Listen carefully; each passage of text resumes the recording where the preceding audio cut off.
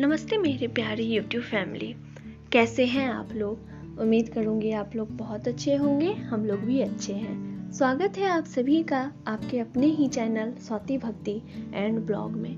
दोस्तों, आप सभी को पता है आज जितिया 2023 का नहाय खाई है। आज हमारी प्यारी माताएं और बहनें नहाय खाए की है। इस दिन माताएं नहा करके और खाती हैं। आज मैं आपको बताने वाली हूँ महापर्व जितिया 2023। 6 अक्टूबर को आप सभी को पता है जितिया का व्रत रखा जाएगा और 7 अक्टूबर को जितिया का पारण होगा। 6 अक्टूबर को कितने बजे से जितिया का पर्व लग रहा है और साथ ही साथ 7 बजे कितने बजे से पारण होगा, मैं आपको सारी जानकारी दूंगी।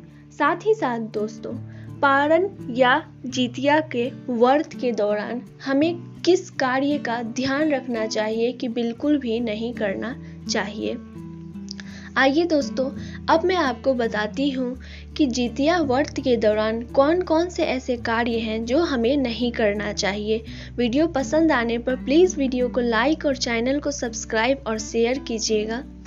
कहा जाता है दोस्तों कि जितिया हर साल आता है। यह एक बहुत ही बड़ा महापर्व माना जाता है।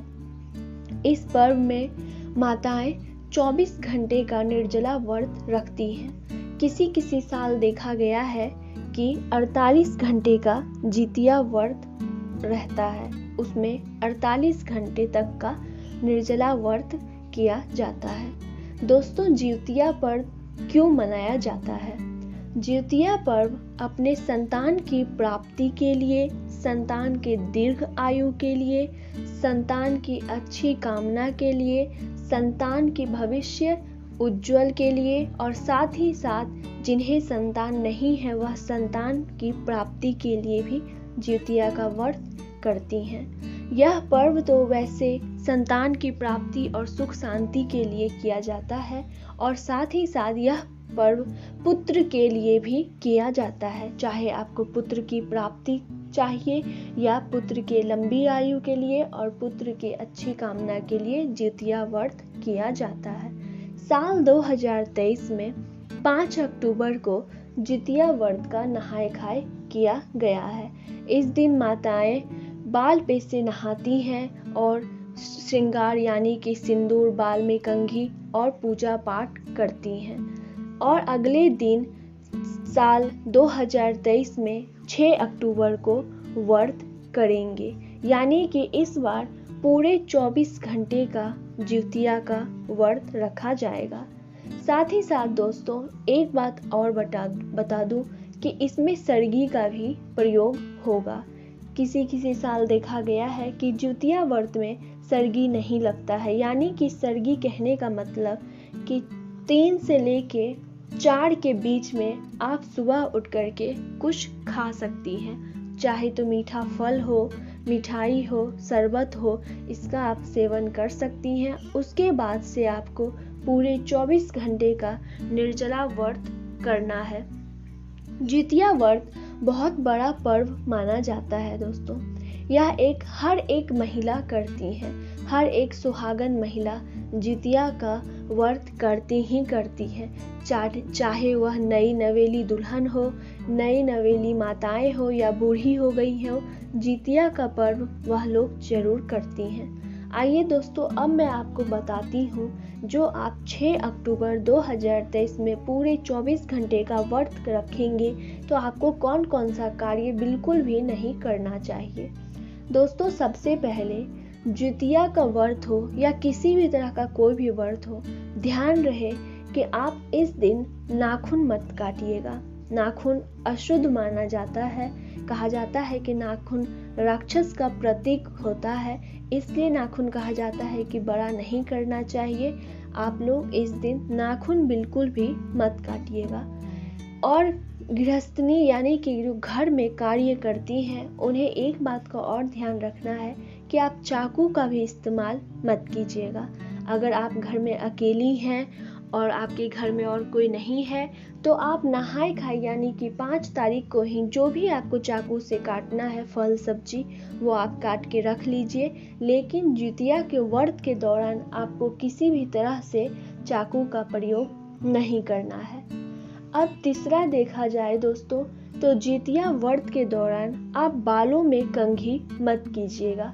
जितिया में बाल में कंघी क्यों नहीं करना चाहिए, अगर आपको जानना है तो कमेंट करके ज़रूर पूछिएगा। साथ ही साथ दोस्तों जितिया व्रत के दौरान जैसे कि आप जितिया का व्रत कर रही हैं, आप लहसुन और प्याज को भी मत छूइएगा। वैसे तो कहा जाता है कि जितिया व्रत के दौरान कोई भी कार्य नहीं करना चाहिए, खास तौर पे किसी भी रसोई घर का कार्य नहीं करना चाहिए। लेकिन अगर आप अकेली रहती हैं तो कम से कम इस दिन चाकू का प्रयोग मत कीजिएगा और लहसुन और प्याज भी मत छूइएगा। पांचवा जो है जो कि जितिया के टाइम नहीं करना चाहिए यानी कि जितिया व्रत के दौरान नहीं करना चाहिए, वह है किसी को भी अपने हाथों से कुछ भी दान देना। जितिया व्रत बहुत ही बड़ा पर्व होता है दोस्तों, तो इसमें एक बात का और आपको ध्यान देना है कि किसी भी तरह किसी को भी कोई भी दान दक्षिणा मत दीजिएगा।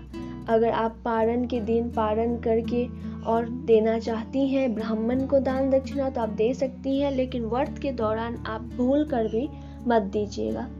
छठा चीज है घर के बाहर में झाड़ू लगाना।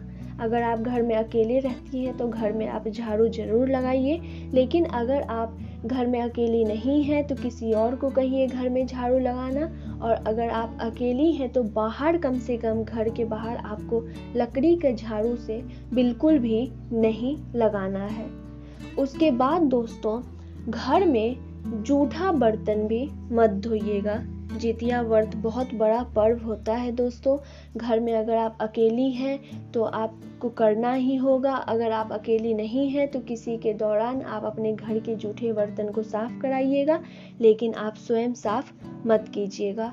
आठवां जो है जो कि बहुत ही खास है कि जितिया व्रत के दिन अगर आप पूजा पाठ कर रही हैं तो आप अपने से फूल मत तोड़िएगा।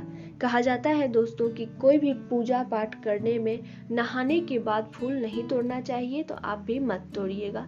अंतिम है दोस्तों जितिया व्रत के दौरान आप सोइएगा भी मत। इस व्रत में सोना भी नहीं चाहिए दोस्तों। अगर आप सोती हैं या किसी कारणवश से आपका तबीयत खराब है तो कोई बात नहीं तो आप ध्यान रखेंगे कि जितवाहन भगवान का मन में संकल्प लेके पूरे दिन जागिएगा। उम्मीद करूंगी आपको नौ कार्य पसंद आया होगा। पसंद आने पर वीडियो को लाइक, चैनल को सब्सक्राइब कीजिएगा, सपोर्ट कीजिएगा। किसी भी तरह का वीडियो चाहिए तो कमेंट कीजिएगा। मिलती हूँ अगले वीडियो में, तब तक के लिए आपका बहुत बहुत धन्यवाद।